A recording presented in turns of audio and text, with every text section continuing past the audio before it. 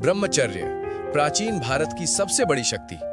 ये वही महत्वशाली महादेश है जहां की सभ्यता अपने अलौकिक गुणों के कारण एक बार उन्नति की चरम सीमा को पहुंच गई थी।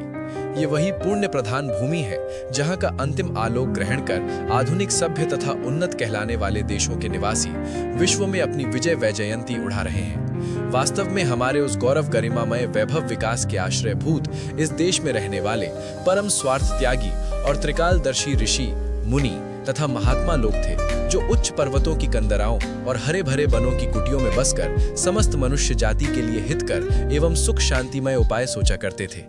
उनके सत सिद्धांत कोरी कल्पना थ्योरी की आरक्षित भित्ति पर ही नहीं ठहरते थे, वरन वे आदर्श विज्ञान की खरी कसौटी पर सुदृढ़ अभ्यास द्वारा कसे जाकर ही जनता में प्रचलित किए जाते थे। यही एक मुख्य कारण था कि उनके अनुगमन से प्रजा सदा फूलती फलती रही। उन्होंने सामाजिक जीवन को नियमबद्ध किया, ईश्वर की सत्ता को स्थिर रखने के लिए तथा मानवीय सृष्टि को कुमार्गामिनी होने से बचाने के उद्देश्य से अनेक शाखों की रचना की और उनमें अनेक अमूल्य, उच्च तथा स्वाभाविक विधान किए। उन्होंने स्वभाव सिद्ध ब्राह्मण आदि 4 वर्णों और ब्रह्मचर्य आदि 4 आश्रमों की योजना की। जैसे वर्गों में ब्राह्मण, वैसे आश्रमों में ब्रह्मचर्य को प्रथमता और श्रेष्ठता का स्थान मिला। इस रहस्यपूर्ण प्रणाली को हम उनके सर्वतोभद्र मस्तिष्क और दिव्य दृष्टि का सबसे बड़ा उत्पादन मानते हैं। संसार की प्राथमिक अवस्था में वास्तव में ये उनकी अपूर्व योग्यता थी। अतएव ब्रह्मचर्य के मूल आविष्कारक इसी देश के प्राचीन महात्मा तथा दूरदर्शी देवतुल्य पुरुष थे।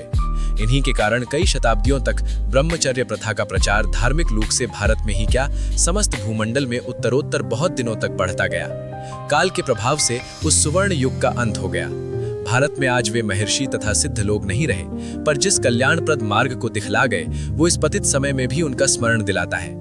यदि हम अपनी अज्ञानता और अभिमान को छोड़कर उनकी बातों पर विश्वास और प्रेम कर ब्रह्मचर्य प्रणाली को पुनः उसी रूप में प्रचलित करें, तो वास्तव में हम फिर भी उनकी आत्मा को दर्शन नवीन शरीर में कर सकते हैं। इसमें तनिक भी संदेह नहीं कि ब्रह्मचर्य के प्रभाव से भविष्य में हम भी वैसे ही आविष्कारक तथा सत्पुरुष हो सकेंगे।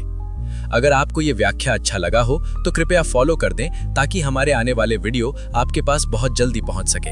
धन्यवाद।